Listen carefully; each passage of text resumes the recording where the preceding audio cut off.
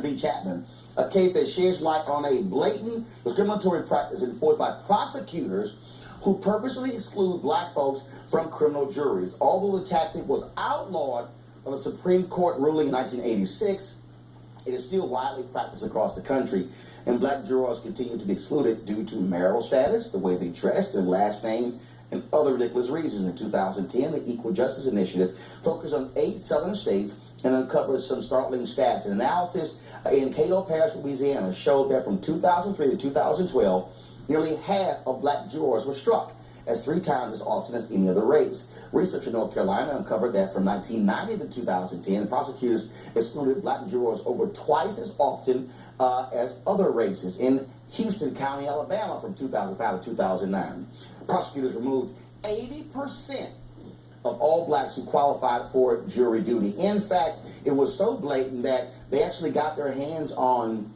a document from one of the prosecutors where they placed a B right next to the name of certain jurors.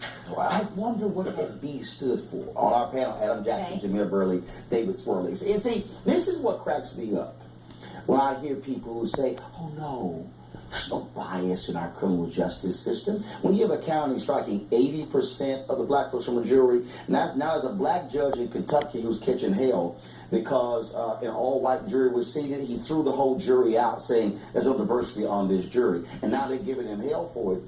This is real. 2015 is going to the Supreme Court, but they say these things don't happen. Yeah, that case that you mentioned at the end there with the notes, where the notes were recovered from the prosecutor, I mean, it clearly shows that it's not just an unconscious bias, but in some of these cases, a deliberate process by which these prosecutors want to stack the deck in the jury box. And you know, now that it's being revealed, I do think the Supreme Court is going to.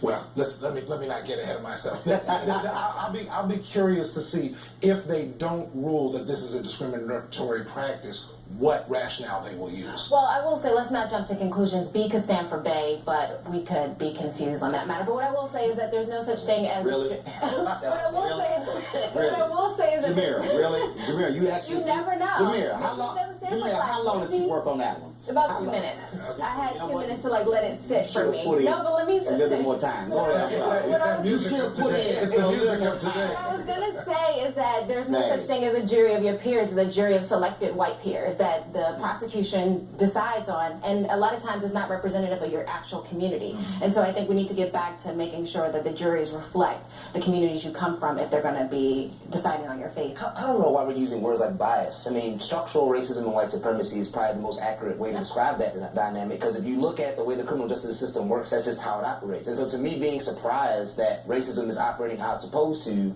doesn't make a lot of sense to me. Well, I can't wait to actually hear the questions from, as you say, from the Supreme Court justices, to hear what they have to say, because, yeah, and I really can't wait to hear, I can't wait to hear the person defending the prosecutors say, yeah, B is for Bay. Yeah, B is for Bay.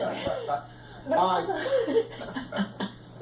What I will say though is also how which should disqualify someone from being a member of the jury. Like, can we get back to allowing everyone should be? Oh no, but the bottom line is they don't want blacks on the jury because they don't want them bringing their experiences into the jury box, and that's what they want. And so I mean, it is by clear design.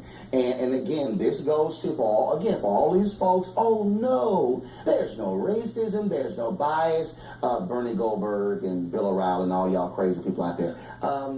Again, fact after fact after fact after fact exists, but they want to live in denial. Go ahead. No, I mean, the jury process is part of the citizenship process, and to me, this is of a piece with voter suppression laws, because it's the same thing where voting is part of your rights and some would say duties as a citizen, and yet there's minimal evidence in most states of voter fraud, and yet you have so many of these states pushing virtually non-existent with rules to decrease voter. I gotta go to this story here because I guarantee you're not gonna see this on any other morning show, because it's amazing how many media folks just ignored this story over the weekend. In Berkeley, boy, white folks lost their mind, and I'm saying that for a purpose, okay? And I'm saying it for a purpose because 3 folks were arrested. 1 man went to the hospital, where 3,000 to 5,000 people rioted near the UC Berkeley campus. Guns and knives were reported involved, and there also was reports of property damage. Despite all of this, no dispersal order was given to the crowd. Unlawful assembly was not declared. The Berkeley Police Department is treating this as an isolated incident and stated they were only on the scene responding to a fight. And white on white crime. It's an epidemic. 3 to 5. Now, hold up. I'm using the word riot because that's actually the word they use. Please convince me that if 3,000 to 5,000 black folks lost their mind, that would not be wall-to-wall coverage. Yeah, I'm from Baltimore, so I know that everybody will be arrested. 3,000 to 5,000. There would certainly be arrests, and it would clearly be handled differently. I do think that, other than being a UC Berkeley alum, I carry no grief for Berkeley, but they do have protests, demonstrations, and riots on a regular basis. Yo, show the photo. I mean, you talking about property damage. I mean, the only thing that didn't happen, stuff wasn't set on fire. But I'm just trying to understand. See, this is again further proof when stuff happens. I use the example when people lost their mind talking about what happened in Baltimore, what happened in Ferguson, and then of course when white kids lost their mind when Kentucky lost a basketball game.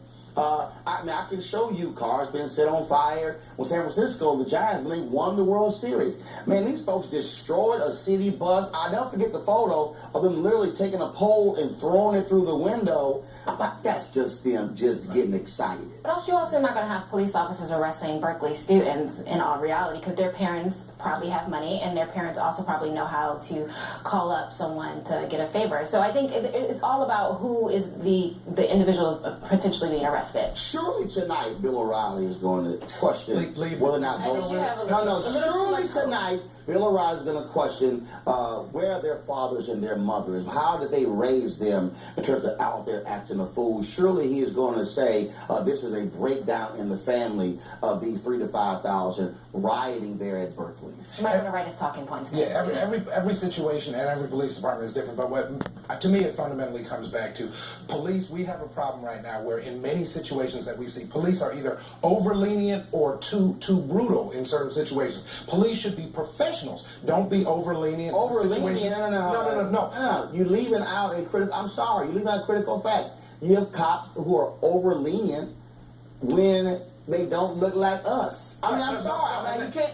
That's wrong. That's what I'm getting to. But you got to just say it. You can't say over lenient, then too much. And I mean, that's the way policing practices in this country are set up. They're set up to see you see white people as individuals, expressing themselves and rioting and destroying property, whereas black folk, we're a collective group and we all represent everybody else whenever we do bad activities, obviously. So to me, it's a question of how police departments approach these issues, and I think ultimately it comes down to racism. But I'm also trashing all of these media executives, all of these show producers, okay, who didn't do this. Because I can guarantee you, if 3,000 to 5,000 black folks at a school. If 10 black students at I'm just saying. At a pool party. Yeah, at a pool party. I'm just saying, that's what it is. And so that would be a major story. That would be extensive coverage. Then there will be follow-up stories on the condition of the black family. There'll be follow-up stories on fatherhood. It'll be all of that. Don Lee will be hosting another N-word discussion.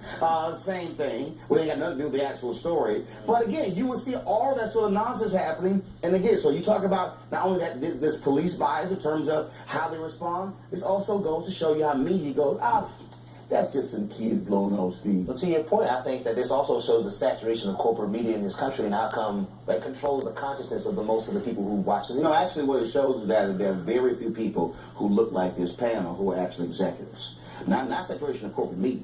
It's who is making the decisions. And so you're not going to see black executives. You're not going to see black executive producers. You're going to see very black hosts. And any of the black hosts that you see there, they also ain't calling the shots on what's on their show. Unlike this one. All right, we're coming up. My sit-down interview with Bishop